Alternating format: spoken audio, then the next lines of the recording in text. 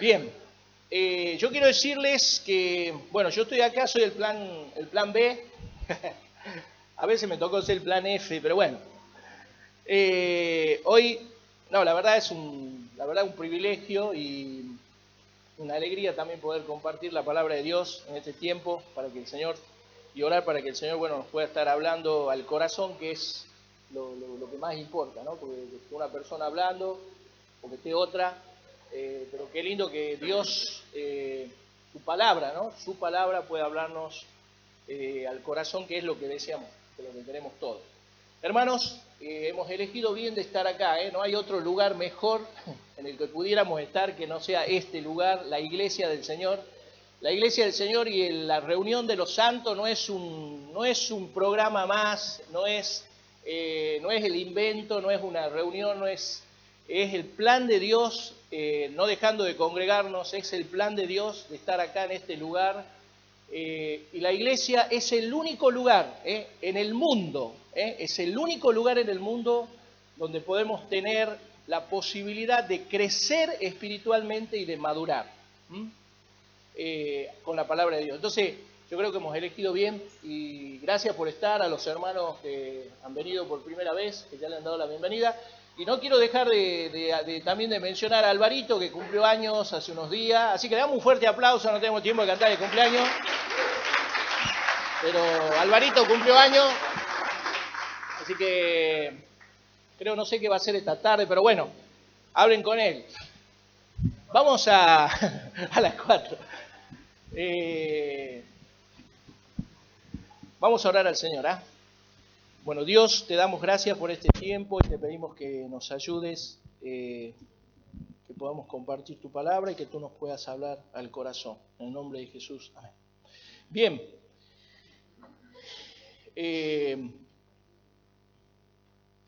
Bien. Yo estaba pensando compartir algo pero estaba pensando en nosotros, ¿no? A veces uno piensa personalmente en uno, en los chicos, en nuestros proyectos personales. Y yo pensaba que yo creo que cada familia y cada individuo, tiene el deseo de ser victorioso, ¿no? De ser una persona victoriosa. Y queremos tener familias victoriosas, ¿no? ¿Quién no quiere tener una familia donde los hijos sean toda una pinturita, donde está todo bien, donde todo marcha plenamente, donde hay toda una actitud de ir logrando cosas, proyectando cosas y logrando vencer sobre esas cosas? Y sabemos que muchas veces eso es difícil, ¿no? En los proyectos económicos, en los proyectos familiares, en los proyectos, siempre hay dificultades y cosas, pero creo que en el corazón todos queremos victoria. Todos trabajamos y nos esforzamos para tener victoria sobre lo que queremos, ser victoriosos. Y es un poco lo que el tema de esta mañana, ¿eh? Queremos ser victoriosos como familia. También somos parte de una iglesia y queremos tener una iglesia victoriosa también, ¿no? Que yo creo que el sueño de cada uno de nosotros, de los que estamos acá, ¿cuál es? Si vos le preguntás a los ancianos, a las personas que están ahí, a los líderes de los ministerios, a las personas, a los hermanos, ¿qué te van a decir? Queremos tener una iglesia donde podamos cumplir el plan de Dios y llegar con el Evangelio a las personas, y queremos tener una iglesia sana en la doctrina, santa, guiada por el Espíritu de Dios, y queremos tener una iglesia victoriosa. Y yo te digo una cosa, y a veces nos tragamos la mentira de que eso a veces puede ser que está muy lejanos, ¿no? Y en esta mañana vamos a ver en la palabra de Dios que está muy cercano, está muy cercano. Y vamos a ver algunas cosas que cuentan para que podamos ser personas victoriosas. Vamos a ver cuatro cosas que tenemos que hacer para ser victoriosos, y para ser de verdad victoriosos. La primera la voy a mencionar, es vivir conforme al Espíritu de Cristo. vivir conforme al Espíritu de Cristo.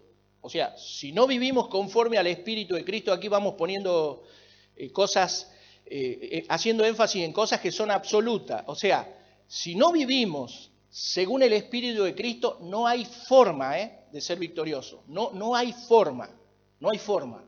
La segunda cosa es vivir conforme al propósito de Dios. Te digo otra cosa. Si no vivimos conforme al propósito de Dios, a lo que Dios tiene estipulado para nosotros, escuchen, no hay forma de ser victorioso. No hay forma. No, le podemos dar vuelta, pero no hay forma de ser victorioso. Son cosas que son absolutas en la palabra de Dios, que nos marcan el camino para una vida de victoria, porque Dios sí quiere que seamos victoriosos. Es más, hay muchísimos versículos en la Biblia que hablan de que debemos ser victoriosos, y algunos de ellos vamos a ver. La tercera cosa es, debemos ser personas que estemos no solamente conforme al Espíritu de Dios, conforme al propósito de Dios o de Cristo, conforme a las fuerzas de Dios. Te digo otra cosa, si no estás conforme, si no vivís tu vida conforme a las fuerzas de Dios, te digo, es absoluto, es imposible tener una vida victoriosa. Es imposible. Y por último, conforme a la dignidad de Cristo. Si no sos una persona que reconoces qué es lo que ha hecho Cristo en tu vida, ya hablamos varias veces de eso, ¿no? De que somos identificados con Cristo, de que debemos andar como Él anduvo. Pero si nosotros no somos personas que andamos conforme a la dignidad de Cristo, es imposible ser victoriosos. Si no somos personas que tenemos como meta ser como Él.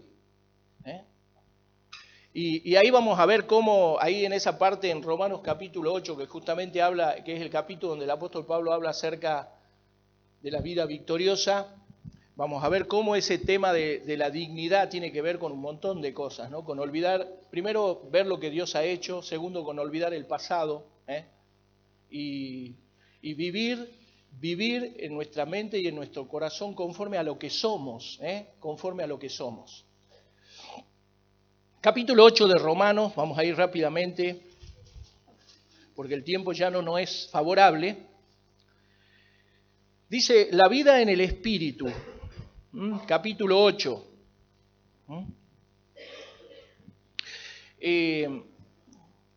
Hay algunas cosas que por razones de tiempo yo simplemente voy a ir mencionándolas ahora. No es una muleta, Gustavo. Es verdad, el tiempo.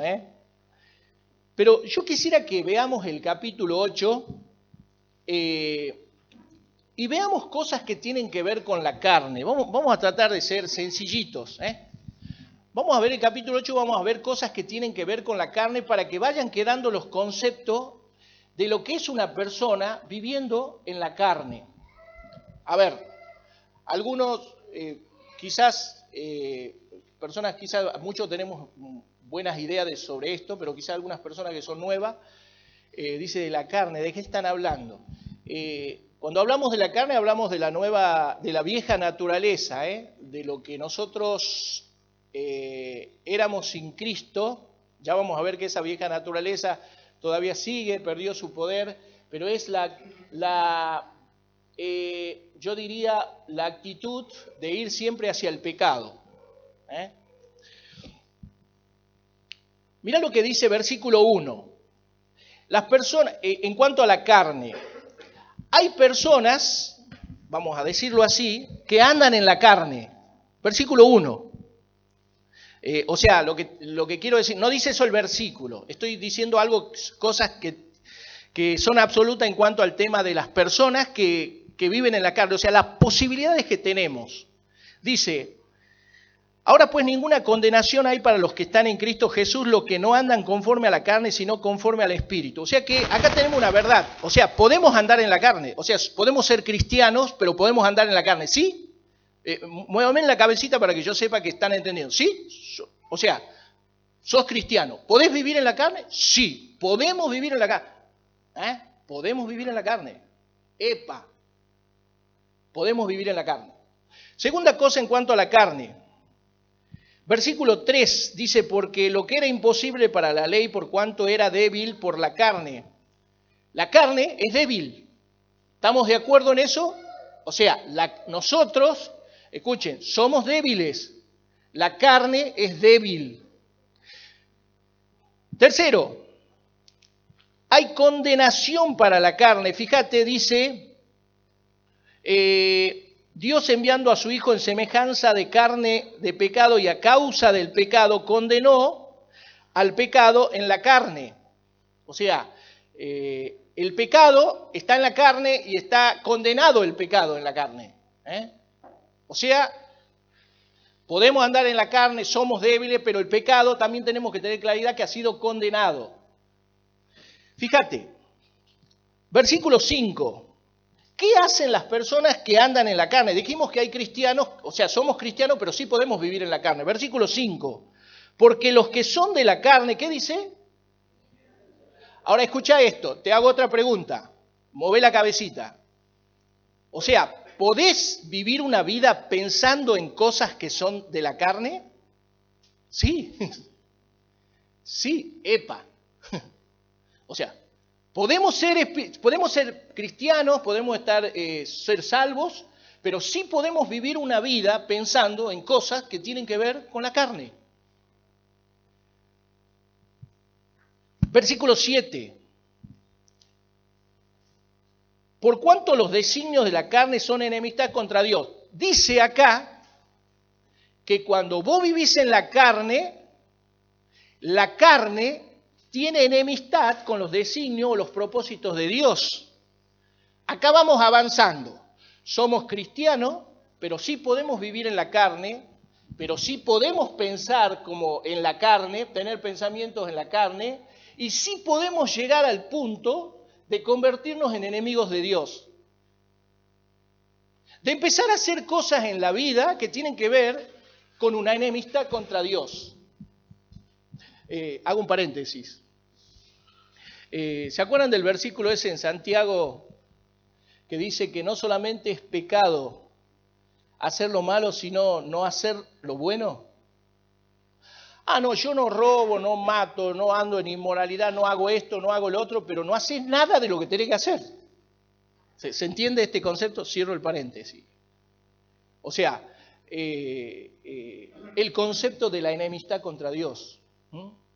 Mamma mía, ¿no? Mamma mía. O sea, podemos ser cristianos, pero podemos vivir nuestra vida estando enemistados contra Dios. Escuchá, verdades absolutas, contundentes de la palabra de Dios.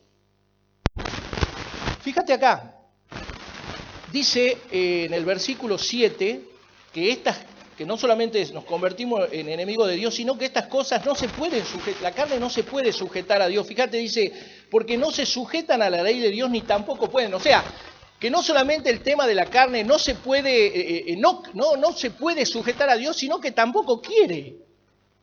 O sea, es la carne, no quiere. Escuchá, no solamente que no quiere ir con las cosas de Dios, sino que no puede. Y el versículo 8, tremendo, dice, y el que vive y los que viven según la carne, escuchá, no pueden agradar a Dios. Te digo, no sé, creo que en la materia de Apocalipsis estaban hablando acerca del temor de Dios y todo. Yo te digo, esto nos tiene que dar temor. O sea, yo puedo ser un cristiano, pero puedo ser una persona que pienso como la carne, vivo en la carne, soy enemigo de Dios y soy una persona que soy cristiano, pero no estoy agradando a Dios.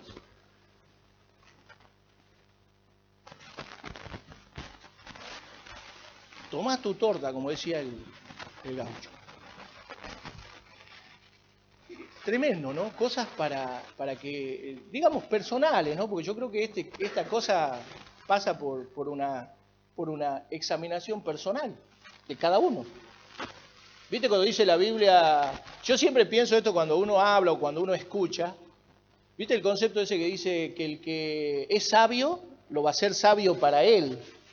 Y el que es escarnecedor, dice, va a pagar él solo.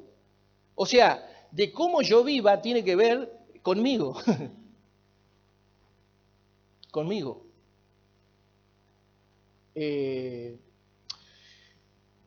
Fíjate el concepto del espíritu en este capítulo 8. Dice acá en el versículo 11, dice, y si el espíritu de aquel que levantó de los muertos a Jesús mora en vosotros, primera verdad, dice, el que levantó de los muertos a Cristo Jesús vivificará vuestros cuerpos mortales por su espíritu que mora en vosotros. El espíritu de Dios que un día le recibimos en nuestro corazón, habita en nosotros. La Biblia dice, somos el templo del Espíritu de Dios y Dios habita en nosotros. Y la promesa de Dios que es ese espíritu que está en nosotros, el Espíritu de Dios va a vivificar nuestra vida. Vamos a poder tener vida, esa vida abundante que Dios nos prometió a aquellos que vivíamos conforme al Espíritu y conforme a su propósito. Fíjate el versículo 13, lo que hace el Espíritu. Porque si vivís conforme a la carne, moriréis. Mas si por el Espíritu hacéis morir las obras de la carne, viviréis. Quiere decir que ese Espíritu no solamente vivifica nuestro cuerpo, sino que ese Espíritu que está en nosotros puede vencer, matar, hacer morir las obras de la carne. Fíjate otra cosa del Espíritu.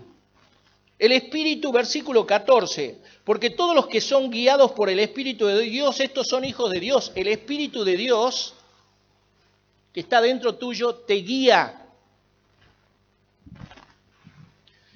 Otra cosa que hace el Espíritu, versículo 15, pues no habéis recibido el espíritu de esclavitud para estar otra vez en temor, sino que habéis recibido el espíritu de adopción por el cual clamamos, Abba Padre. El Espíritu de Dios provoca valentía en nuestra vida. ¿Se acuerdan ustedes el famoso, ese Pedro que estaba con miedo cuando dijo, vos sos? ¿Te acordás cuando lo iban que lo encarcelaron al Señor? Y el Señor le dijo, vos me vas a negar 3 veces. Y la mujer, una mujer, lo apuntó y le dijo, vos sos el que... Yo te vi a vos con el Señor. Y yo, no, yo con el Señor. O sea que uno puede tener el miedo a las mujeres.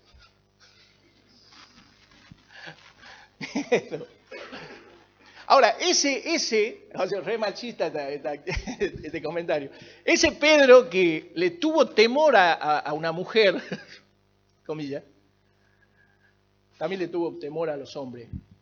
Era ese Pedro que después, cuando el Espíritu Santo entró en su vida, le estaba diciendo al propio Sanedrín, a las propias autoridades, ustedes son unos asesinos porque mataron al autor de la vida. ¡Qué bárbaro! Lo que el Espíritu de Dios puede hacer en la vida de sus hijos, de las personas. Valentía. Y dice la Biblia que ese espíritu tenemos nosotros, un espíritu no de cobardía, sino de valentía. Fíjate otra de las cosas que dice acá. Versículos 16 y 17 dice, el Espíritu mismo da testimonio a nuestro espíritu de que somos hijos de Dios. Un espíritu que nos da seguridad. Fíjate, no solamente seguridad de la salvación, si vos seguís leyendo, seguridad de la glorificación. Es como que el Espíritu Santo que está en nuestra vida no solamente nos da esa seguridad de que somos hijos de Dios, sino que nos anticipa esa gloria futura. Y nosotros podemos estar seguros de eso, seguros. Y yo cuando pienso esto hago paréntesis. Cuando pienso en esto de la seguridad de la salvación y la seguridad de la glorificación, siempre pienso lo que siempre repito, o sea que la salvación no es un final, sino es un comienzo, y que siempre cuando hablamos de glorificación hablamos de todo lo maravilloso que va a ser con el Señor, pero a veces pasamos por alto que en esa glorificación antes vamos a pasar por el tribunal de Cristo, donde dice la Biblia que cada uno va a recibir conforme haya hecho en la tierra, sea bueno o sea malo. ¿Ves? Y el Señor nos dice cierro el paréntesis, y el Señor nos dice, tenemos el espíritu, ese espíritu de poder, de valentía, ese espíritu que nos puede llevar a conquistar. Ese espíritu que operó, ¿se acuerdan? En Caleb y en Josué, cuando todos los espías, los 10 espías, y después todo el pueblo desmayó por miedo. Josué y Caleb dijeron, no, pero no, nosotros vamos, Dios nos dijo que vamos a conquistar, pero nosotros tenemos que... Y lo otro, miedo. No hay conquistas si hay miedos. No, pero no vamos a lograr esto. No, pero es mucho. No, pero, el pero. Y Dios nos coloca un espíritu de valentía, de poder. No nosotros. Nosotros acabamos de leer, somos débiles, miedosos, temerosos. Eso es lo que somos, la carne. Pero el Espíritu va produciendo en la vida de nosotros. Si somos personas en dependencia del Espíritu Santo, el Espíritu Santo va a producir todo eso en la vida de cada uno de nosotros. Es lo que dice la Biblia.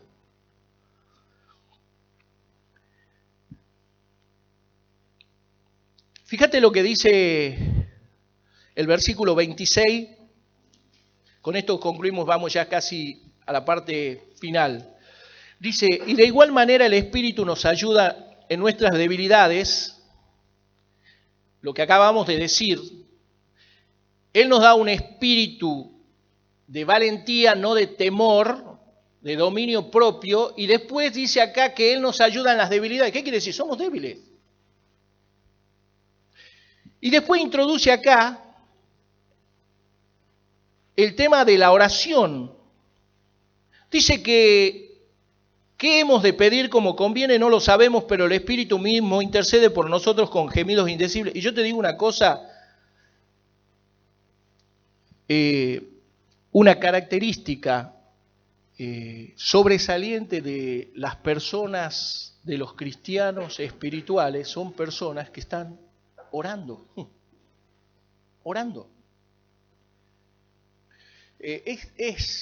Ya digo, no es otra muleta, ¿no? Pero la verdad que es interesante estudiar este pasaje en el 27, donde dice, más el que escudriña los corazones sabe cuál es la intención del Espíritu. Claro, ¿cómo no va a saber Dios la mente de Él mismo? Pero ¿por qué nosotros en el medio? Esa es la pregunta. ¿Por qué Dios tiene que escudriñar al Espíritu Santo en mi vida? O sea, ¿por qué yo en el medio entre el Espíritu Santo y Dios? Porque estamos hechos conforme a su propósito. Y el arma de la oración es una de las armas que Pablo habla que son poderosas para derribar fortalezas, entre otras armas.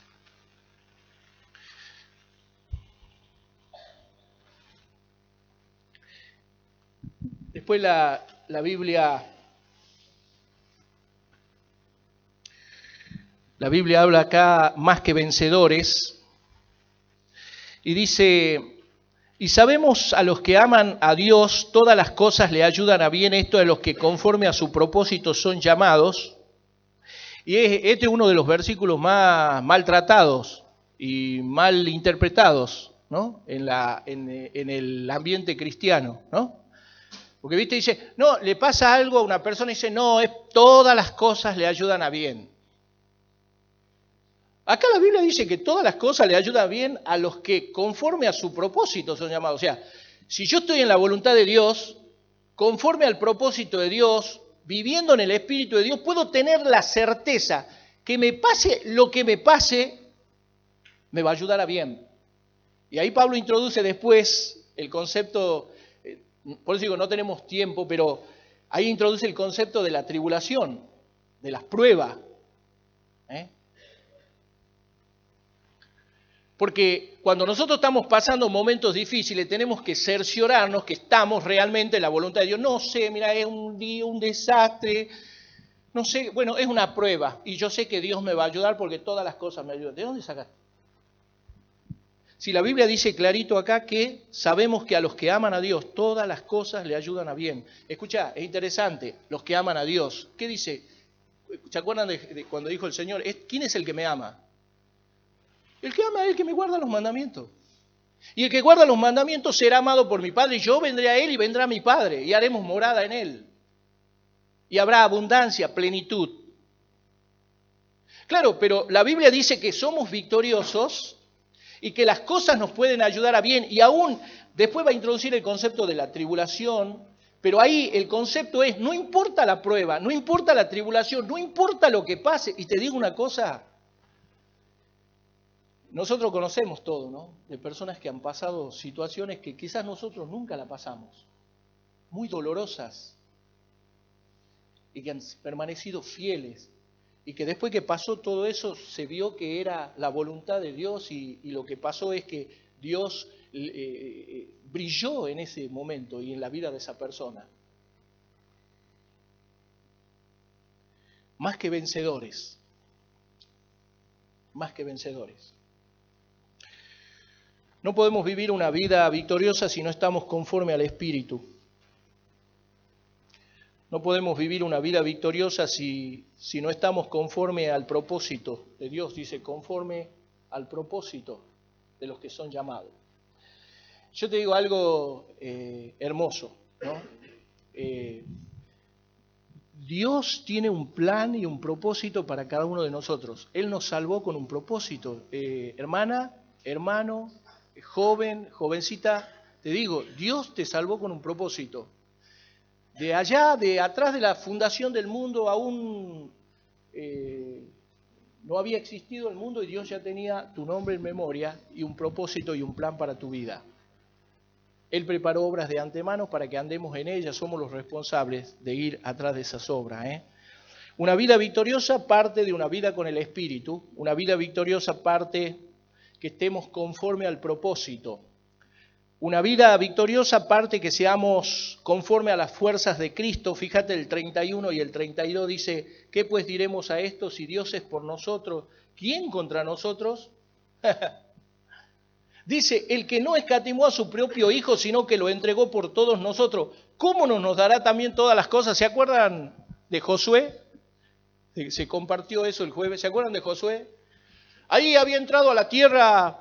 había pasado el Jordán, Josué, acuérdense que es el segundo después de Moisés que va a ingresar al pueblo a la tierra prometida. ¿Y qué pasó? Estaban ahí, todo el ejército, los guerreros estaban circuncidados, heridos, estaban en una tremenda situación difícil de incertidumbre, de vulnerabilidad, de debilidad, al punto que se le apareció Cristo y dijo, yo estoy, dice, ¿qué sos, enemigo o amigo? Le dijo Josué. ¿Y qué le respondió el Señor que era una cristofanía, una aparición de Cristo? ¿Qué le dijo? No, yo estoy como jefe de los ejércitos de Jehová. Escucha, hermano, te digo algo. Si Dios es por nosotros, o sea, ¿quién contra nosotros? O sea, la pregunta, ¿quién nos podrá dañar? Tenemos espíritu de valentía cuando estamos con el Señor y poder. Y podemos avanzar sin miedos, conforme a sus fuerzas. Y por último, conforme a la dignidad. ¿Quién acusará a los escogidos de Dios? Dios es el que justifica. ¿Quién es el que condenará? Es interesante la figura acá, estudiar la figura acá, que es como que está diciendo, llamen a una tribuna que pueda acusar. Si Dios es el que justifica, ¿quién es el que condenará?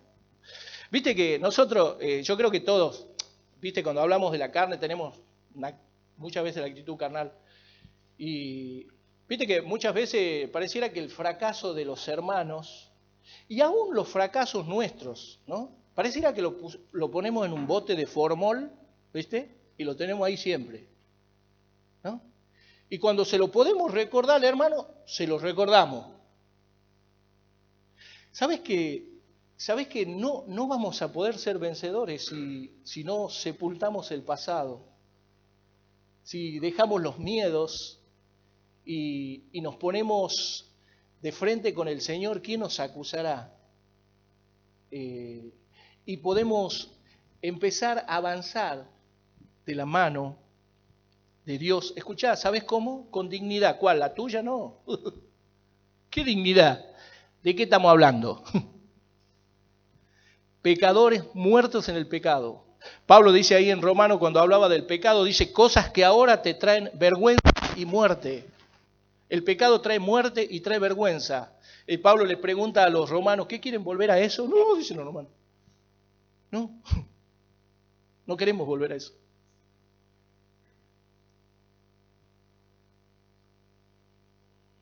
Ante todas estas cosas somos más que vencedores. Y dice la Biblia, por lo cual estoy seguro de que ni la muerte, ni la vida, ni ángeles.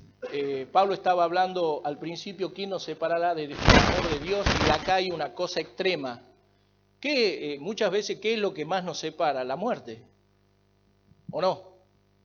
Cuando tenemos un ser querido y se va, es una separación, ¿no? Y acá dice que ni la muerte nos va a separar del amor del Señor. Nadie. Conclusión final. Yo creo que tenemos una gran oportunidad que Dios nos da de examinarnos cada uno, individual. Ya te digo, soy yo y soy vos individual. Y todo depende de cada uno. La vida de cada uno de nosotros, examinémonos. ¿Sí? Estamos viviendo en el Espíritu, estamos siendo transformados por el Espíritu Santo porque estamos en una dependencia con Él, estamos pensando las cosas que son del Espíritu, estamos enfocados en lo que Dios quiere y en el plan y en el propósito de Dios. Y te digo, y no importa lo que hagas, acá no estamos hablando de que dejes nada, ni que, como decían los Lerutier, ¿se acuerdan cuando los Lerutier lo cargaban a los cristianos? Dice, yo conocí al pastor fulano de tal y dejé de trabajar, dejé mis hijos, dejé esto. No hay que dejar nada. Dios te ama, te respeta con toda tu personalidad, tu forma, nuestro trabajo, nuestras capacidades. Y todos somos diferentes. Venimos de diferentes, quizás, educación, diferentes extractos sociales, tenemos diferentes preparaciones, pero sí tenemos que tener un solo enfoque. Y el enfoque es esto, vivir en el Espíritu. Vivir en el Espíritu. Para ser victoriosos, vivir conforme al propósito de Dios. Si vos no estás pensando que Dios tiene un plan para vos y que Dios lo quiere cumplir, escúchame, ¿qué vida victoriosa? Señor, acá estoy. Vos has preparado obra de antemano y por ahí nos creemos la mentira de Satanás que ese tema de las obras, eso ya lo escuché al versículo, pero no pasa nada. No, sí pasa. Conforme a su fuerza. Nosotros no podemos. No podemos. La verdad, lo intentamos tantas veces, te digo, no podemos. Porque somos débiles, porque tenemos una naturaleza pecaminosa que si querés tener una claridad total de esa naturaleza pecaminosa, lee capítulo 7, que habla de ese pecado que está ahí, de esa naturaleza que tiende al mal y que es la que lucha con nosotros, ¿para qué? Yo quiero terminar con esto y dar un ejemplo.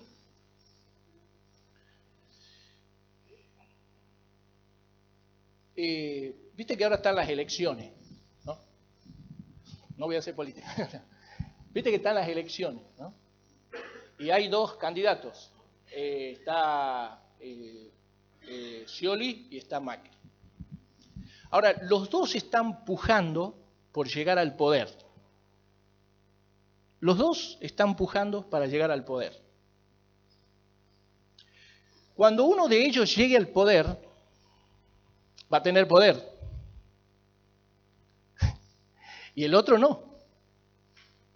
Es más, tenemos ahí un candidato que tiene poder hoy, porque tiene un cargo político, que es Scioli, es gobernador de la provincia y tiene poder, pero si él no llega a salir, va a perder poder.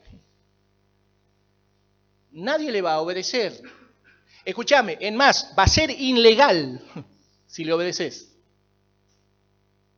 Por lo consiguiente, el otro candidato.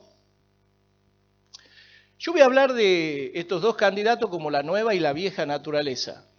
¿A quién le ponemos la vieja naturaleza acá? Este es el tema. Bueno, para no hacer política, vamos a hacer A y B. ¿eh? Bueno, A es Scioli y B. No.